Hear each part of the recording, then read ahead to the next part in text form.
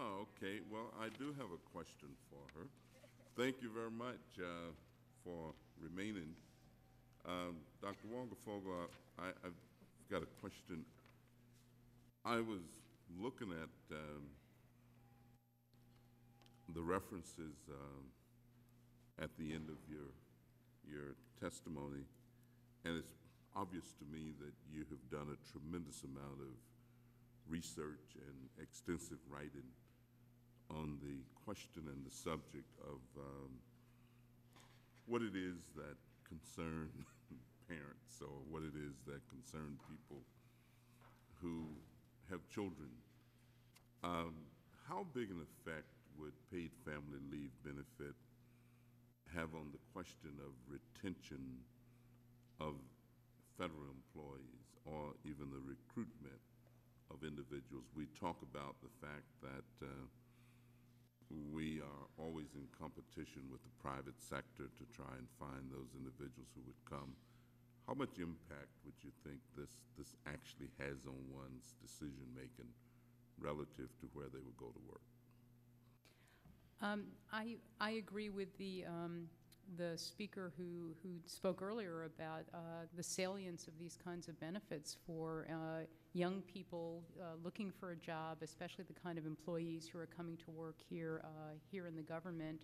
And it's the value of the benefit to the family, the substantive value, but it's also the signaling value that this is an employer who cares about families and who will be responsive to family needs, not just at the time of the birth of a child, but later on throughout the employee's career. So I think these kinds of benefits are hugely important in terms of recruiting and retaining workers. They're very salient in terms of the decisions that workers make. And I guess especially for those who actually have options, in terms of you can either do this or do that, you can go here or you can go there. And generally those individuals who would be considered as the best and the brightest are the ones who have the most options. And so let me just thank you, and I certainly appreciate the fact that you stayed, and we recognize if you have to leave, then right. Thank you so much. Thank you. Ms. Tejani, you testified that last year 1/5 of your staff was on family leave. That's right. It's a pretty interesting group. But how much would you estimate this cost, or what impact did it have? Did it place any kind of financial burden or impact on the organization? Well, what the National Partnership was able to do was hire one temporary worker, so there was a cost for that. We used contractors a little more, so there was a cost for that. And the rest of the work was parceled out among the staff who remained. Now, while of course there are financial costs to doing that kind of thing, what we got to do was keep all of our workers. The parents came back because of the leave that they had, and so whatever small cost we had in covering the work, we made money on it because we didn't have to retrain or rehire or find new workers, because all of our workers stayed. And there's an immense amount of loyalty that comes into this. When you give people a benefit like this, they're much more willing to stay with you and to work hard when the next worker needs family medical leave and other people need to pick up the slack. And so you kind of practice what you Absolutely. Preach.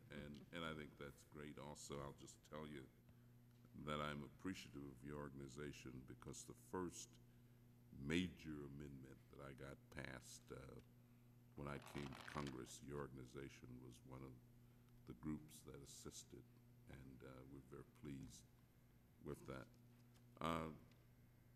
Dr. Lovell, if the federal government only offers a short-term disability program and not paid family leave, do you think enough prospective parents sign up for such a program, and would this benefit be sufficient to cover the needs of those families if only the short-term disability program is in place? I think the issue about whether enough workers would take up a voluntary disability program is very important, because we know from other benefits that are offered to federal workers that people who will need the benefit won't make the calculation that's in their best interest, and they won't take it when they need it. For instance, with dental and vision insurance for the federal government, take-up is only 10%. So with temporary disability insurance, if people don't know, if they can't predict they're going to need it, they have a choice between having a little higher take-home pay or participating in the insurance program. They may choose unwisely not to have the insurance, and then when they have a difficult pregnancy or a serious disability, they won't be covered. And that's one reason why I think the programs in the states such as California that provide coverage to all workers have been so effective and also so cost effective, because they follow a kind of a better insurance model of covering all workers. So they pool the risk of their entire workforce, meaning that premiums can be lower for individual workers. And when someone does need it, they have it. They didn't have to make a choice. Do I want to pay for this or for that? They're covered. Could you describe the best short-term disability program that you are aware of?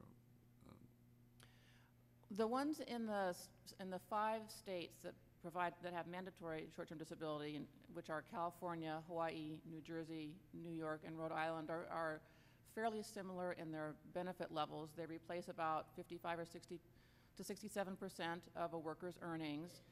They give benefits usually for up to 26 weeks, although in California, employee can get disability benefits for 52 weeks. And they tend to be similar in the kinds of conditions that they offer in terms of covering workers' own disabilities. Then in California, of course, they have now an insurance program for paid family leave, for family care leave. So I would assume that a federal program would be kind of similar to that kind of policy that the state programs have. Well, thank you all very much. It seems as though my colleagues may have gotten waylaid or had to attend to something else and haven't gotten back yet. So I won't ask you to stay any longer. Thank you very much, and we're delighted that you were able to stay and be with us. Thank you. Thank you. Thank you.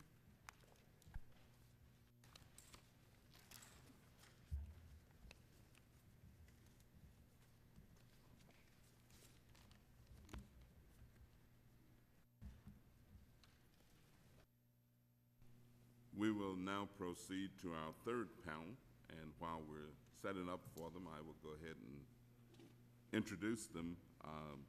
Ms. Colleen Kelley is the National President of the National Treasury Employees Union, the nation's largest independent federal sector union, representing employees in 31 separate government agencies. As the union's top elected official, she leads NTEU's efforts to achieve the dignity and respect federal employees deserve. Mary Jean Burke currently serves as the first Executive Vice President of the American Federation of Government Employees, AFGE, National VA Council. She has served as the Council's National Safety Representative and has been a member of the Council's Legislative Committee for many years.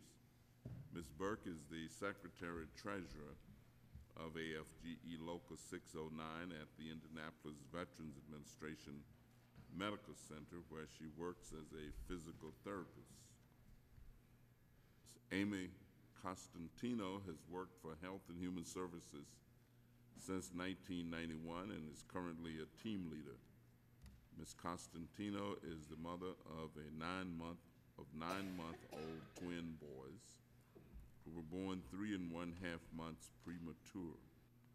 Despite careful planning and conscientiously accumulating paid time off to care for her sons after their birth, the premature delivery forced her to make a difficult decision about whether or not to take her leave to be with her children in the neonatal intensive care unit or to wait until they were released from the hospital.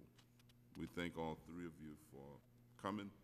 As the tradition of this committee, we swear all witnesses in. So if you would rise and raise your right hand. Do you solemnly swear that the testimony you're about to give is the truth, the whole truth, and nothing but the truth? The record will show that the witness has answered in the affirmative. And ladies, I thank you very much for being here, and we will proceed with Ms. Kelley. Thank you very much, Chairman Davis. I appreciate you convening this hearing and having the opportunity to testify.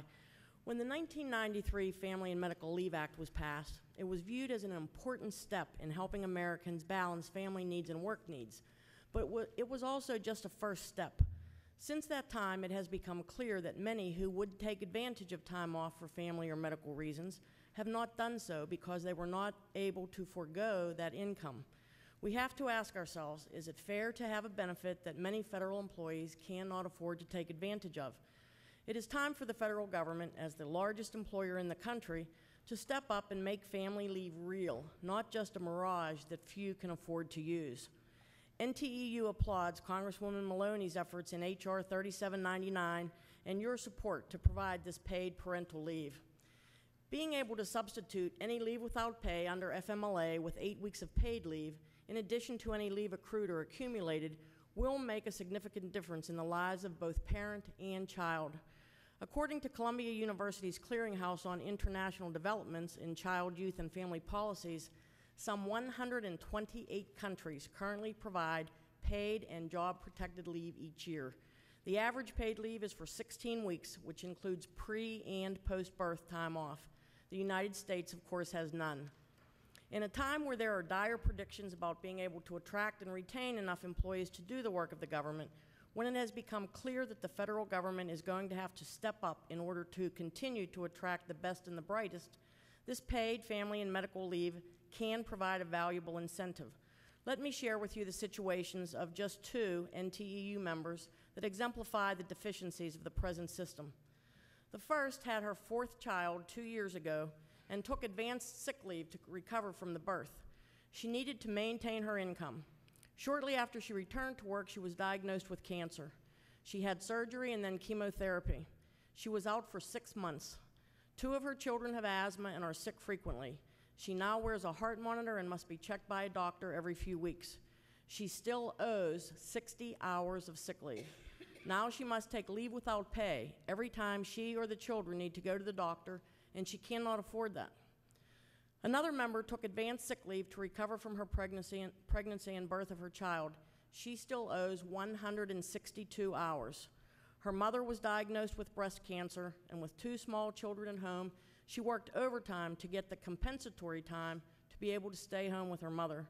She has postponed surgery she needs twice because she cannot afford to take leave without pay. She wants to be able to take time off to be involved in her children's activities, but she cannot see a time when that would be feasible. NTU strongly supports the 8 weeks of paid parental leave in Congresswoman Maloney's bill, H.R. 3799. Sadly, even with that substantial benefit, people will still find themselves in trouble when a serious health condition befalls them or a loved one. Some form of an insurance program that replaces pay would offer support for employees to recover from an illness, to care for adult family members, helping to reduce or avoid the cost of nursing, to aid in the recovery of a child, or to care for a relative wounded in the war. Paid parental leave, in combination with a short-term disability insurance program, would provide broader coverage for these kinds of situations, both parental and medical, that we wanted to address when the Family and Medical Leave Act was first passed. Quite some time ago, OPM promised an outline of such a short-term disability insurance plan that would be available to federal employees, but we have yet to see one developed. Today is the first I've heard that they have some details out there in a design that obviously was drafted without any union input. And the $40 per pay period cost that they cite is one that will make this a program that will not be used by federal employees. State programs, such as the one operating in California, have resulted in an insurance benefit that everyone can afford, not just the wealthy. We would be happy to join in any discussions of providing such a program on a federal level, and we welcome your leadership, Mr. Chairman, in getting the facts and in pursuing a study on a short-term disability program to replace wages lost when taking family or medical leave at much less cost than $40 a pay period, and preferably at no cost to employees. In conclusion, it is time for the United States to catch up with the rest of the world by offering paid family and medical leave. Wouldn't it be nice if the federal government, once thought of as pioneering and inventive in its personnel programs, was at the forefront of this growing movement. And of course, I would be glad to answer any questions, but if it would not be inappropriate, I would also, Mr. Chairman, like to thank you for your introduction of the bill to increase the age of children of federal employees who can continue to be covered by FEHB insurance. This is something that has been identified as a very real need for employees, and I thank you for your leadership on that issue as well as so many others. Thank you.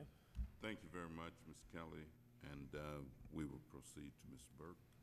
On behalf of the more than 600,000 federal and District of Columbia employees our union represent, I am delighted to be here today to testify on the subject of paid parental leave for federal employees. Despite the protections of the Family and Medical Leave Act, federal workers are among those who must choose between a paycheck and meeting their family obligations because they currently have no paid parental leave. H.R. 3799 would change this to provide income support for up to 8 weeks of parental leave, and AFG strongly supports this legislation. Virtually all research on child development and family stability supports the notion that parent-infant bonding during the earliest months of life is crucial. Children who form strong emotional bonds or attachment with their parents are most likely to do well in school, have positive relations with others, and enjoy good health throughout their lifetimes. Spending time with a newborn or newly adopted child shouldn't be viewed as a personal choice or a luxury that only the rich should be able to afford. The only reason a new parent would ever go back to work immediately after the birth or an adoption of a child, even with the protections of the FMLA, is because she or he could not do without his or her paycheck. And far too many workers in both the federal government and outside must make this terrible choice. H.R. 3799 would allow federal employees never to have to make this choice. Some would make distinctions among adoptive parents, birth parents, mothers, and fathers. These distinctions are mostly irrelevant when the question is whether the worker should be able to continue to receive her salary during leave taken solely to care for a new family member. AFG also supports this legislation for taken as given that all parents, male, female, and adoptive, deserve equal treatment. Others have proposed creating employer-financed short-term disability insurance as a means to provide paid maternity leave for birth mothers. This is not a solution because it discriminates against new fathers and adoptive mothers. OPM in 2001 claimed that paid parental leave for federal employees was unnecessary because they have adequate options and opportunities to have paid parental leave through the accumulated sick and annual leave and leave transfer and bank programs. OPM's findings are both irresponsible and false. First, employees must accumulate sick leave to support themselves and their families if they are unable to work for a certain period. Second, federal employees are only able to accumulate a maximum of 30 days of annual leave, not enough time to provide care for a newborn or newly adopted child, and an unlikely amount of time that the young workers most likely to become parents to accrue. Other federal workers, such as VA nurses, accumulate annual leave under a totally different process. OPM's blithe attitude betrays a vast ignorance of what it takes to raise a family successfully while holding down a job at the federal agency. Sick leave is not for when a worker is, sick leave is for when a worker is sick. Annual leave is when a worker needs mental and physical renewal. Parental leave is for when a worker becomes a parent. Some will undoubtedly respond to paid parental leave bills with cries of fiscal prudence and affordability. No one can accurately project the cost of extending this benefit to new parents, but we can speculate on the categories of the cost of failing to do so. How much productivity is lost when a parent returns to work before they have found proper daycare for a newborn or newly adopted child, or when a federal employee must come to work when she is ill because she has used up all her sick leave when an adopted child she had 8 months ago.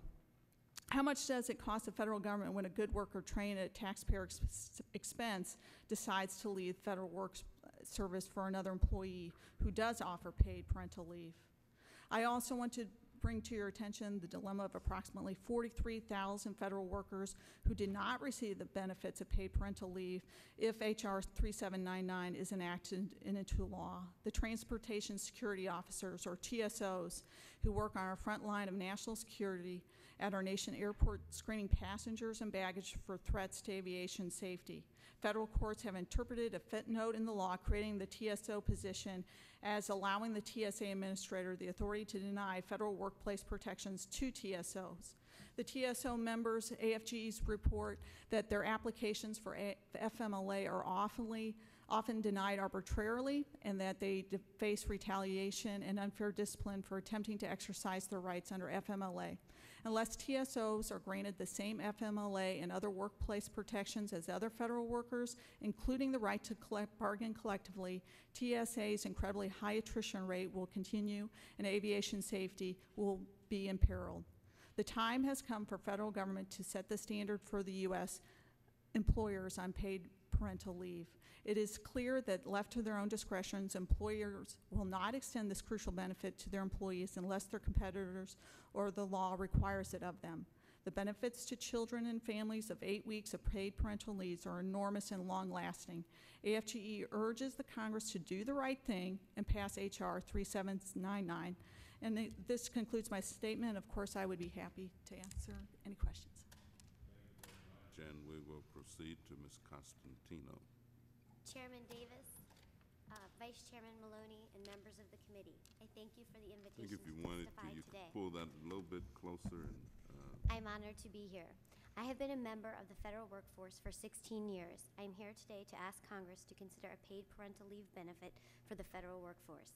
This is a highly desired benefit for federal employees and would be an effective tool in recruiting and retaining a high-quality federal workforce. Last summer, I unexpectedly went into labor, even though I was just 6 months pregnant. My twin sons, Louis Anthony and Benjamin Abraham, were born on June 9th at 3.5 months premature. Both of my sons had to be intubated at birth and placed on conventional ventilators.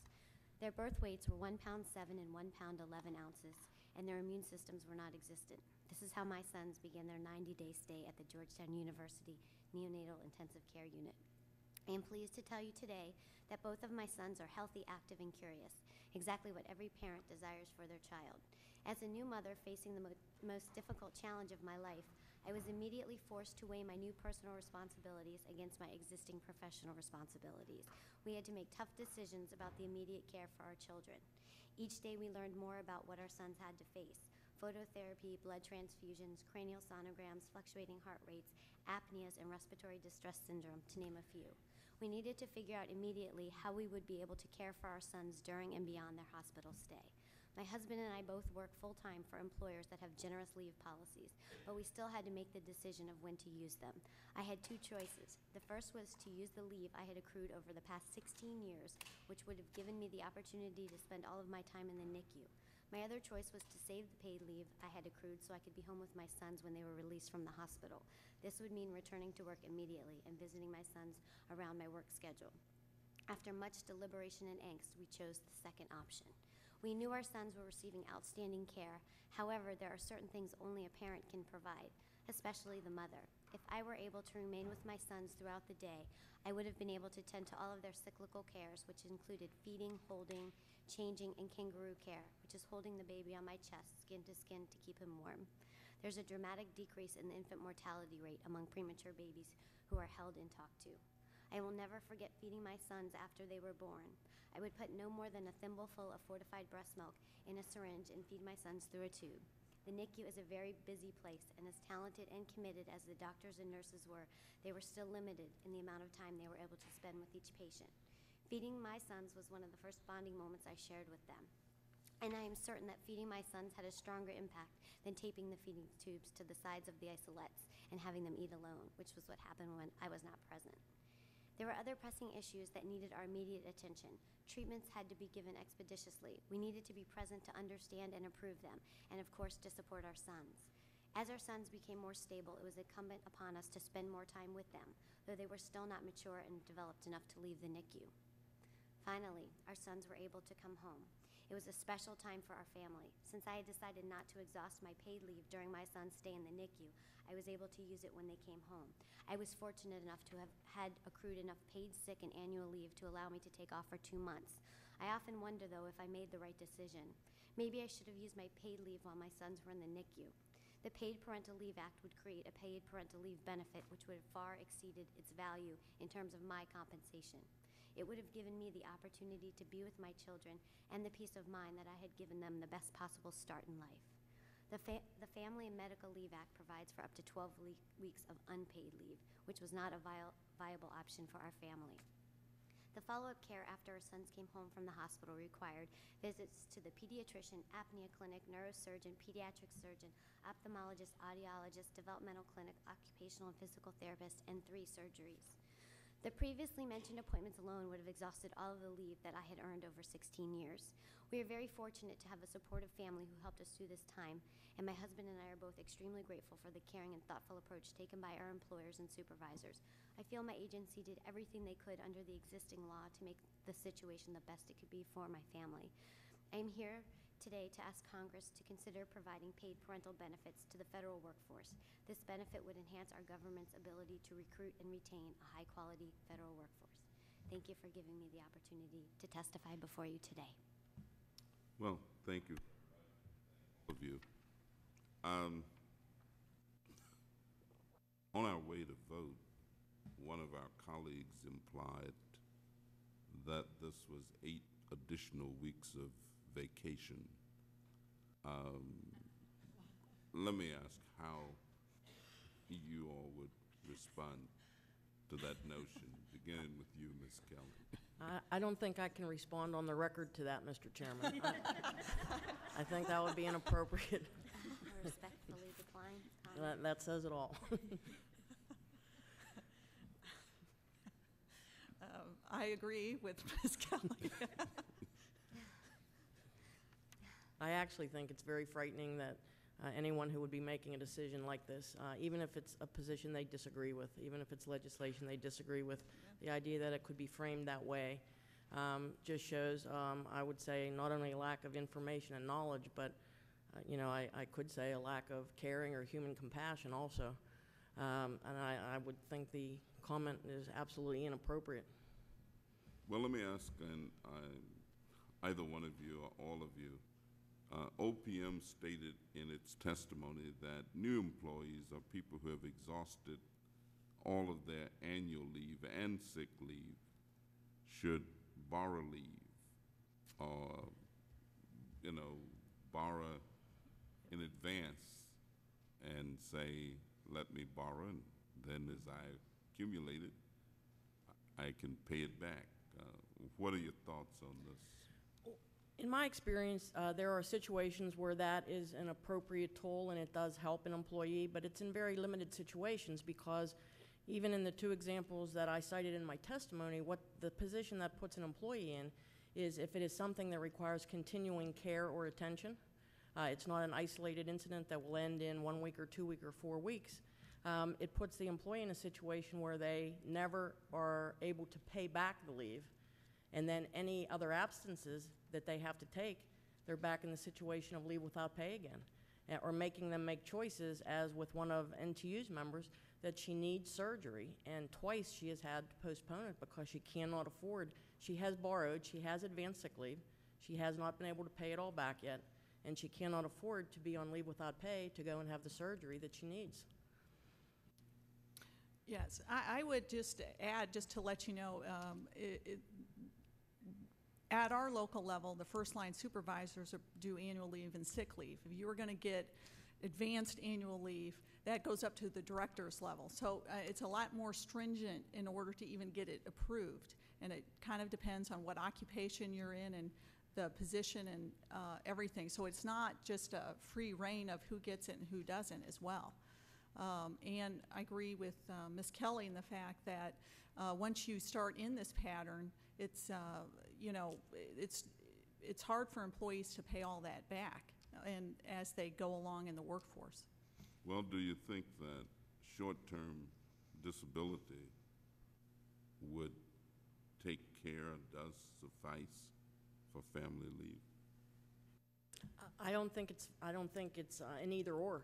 I think it should be a both. I think the paid parental leave, as offered in 3799, should be passed as is, and I think that is a giant step forward in addressing the situations that are so real among the federal workforce.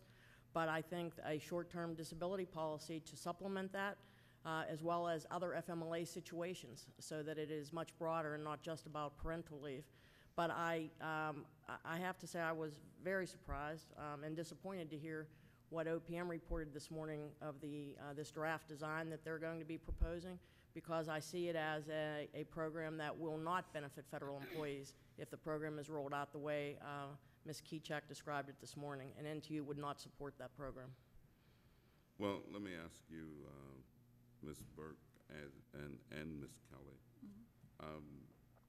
can you think of any other benefit of family leave? For example, would you view it as being beneficial in recruitment of individuals to come into the federal workforce?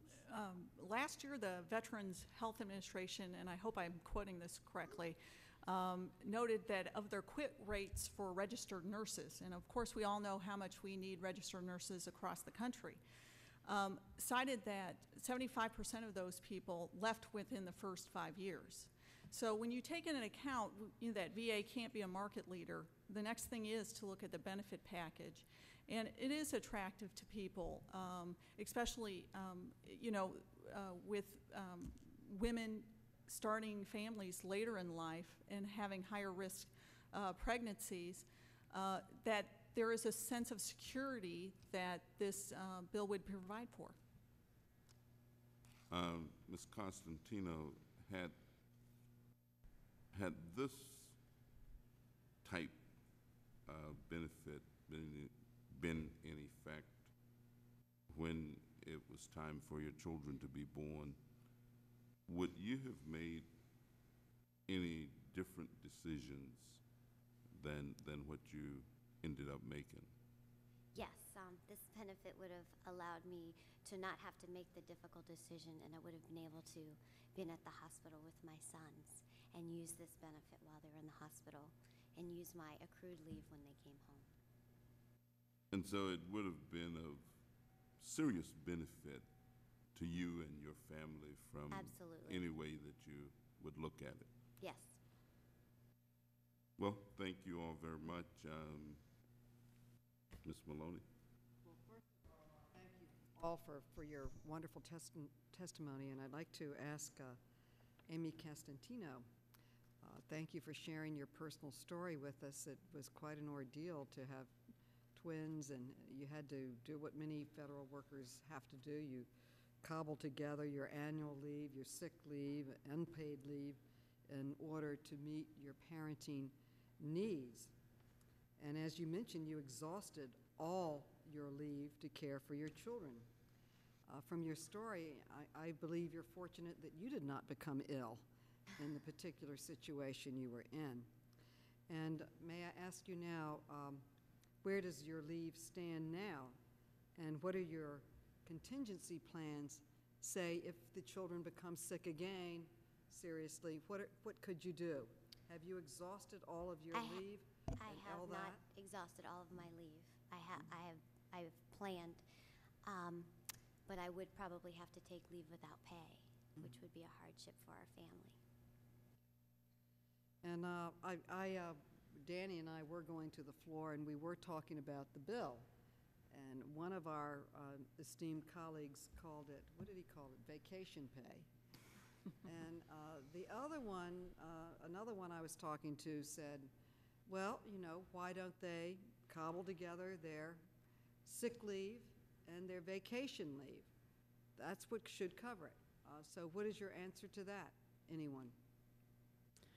I think there are just so many very real examples out there, and not just in the federal government. Obviously, those are the examples that we have firsthand knowledge of, but there are so many examples of where that just isn't viable, and where employees have had to make choices, as we've heard described here today, in very real terms, and decisions that employees are having to face every day, whether they lose their job and risk losing their job, or can afford to not have the income. And those are choices that I guess I would suggest that I would like to see what your colleagues who made these comments said if they were in the same situation, how it is they would feel if someone made that comment to them, or about their son or their daughter or their grandson or their granddaughter. I appreciate it. And I just have no further questions. I think this is a good bill. I hope the chairman will support it and mark it up and send it to the full committee. I think we've had a very good hearing today. The support for it is very based on science, and need is there. We are trailing the world, not leading the world, in terms of providing this very important benefit to families. And for a country that spends so much time talking about family values, it's time that we took some steps to take the word out of rhetoric and put it into the lives of employees so that they can better balance work and family. Statistics show most men and women have to work. That's what it takes to put the food on the table and pay the rent. And we as a government, in my opinion, should have more hearings like this, looking at ways that we can balance work and family and really show that we are a government that cares about family values and wants to work with parents to allow them to spend more time with their children. And I know it's heartbreaking when you can't get time to go to a doctor's appointment, or you can't be at the school for the teacher's appointment, and you can't be there for really important purposes because you're working. And I really believe that if there was more flexibility, you'd have a more vibrant and committed workforce to be there for the issues before us. I want to thank you for what you do every day, and I'm very proud of the federal workforce. You do a great job, and thank you, Mr. Chairman, for allowing me to join you today on this important hearing. Thank you very much. It is indeed a pleasure. I do have one additional question I'd like to ask you, Ms. Burke. You stated in your testimony that OPM's 2001 study failed to survey any of the employees who had actually left service during the years when they were having children. Are you aware of any ongoing effort to survey this group of individuals? No, sir, I'm not. But we could get back to you if I found out something. Well, we would appreciate that. I mean, Okay. I think it could, in fact, be beneficial to know what their experiences have been and how they have felt about whether or not this in any way was part of the reason that they decided to leave. Again, let me thank all of you for coming and testifying, participating with us. I certainly want to thank my colleague, Representative Maloney, for her introduction and the work that she has done on this measure for a number of years.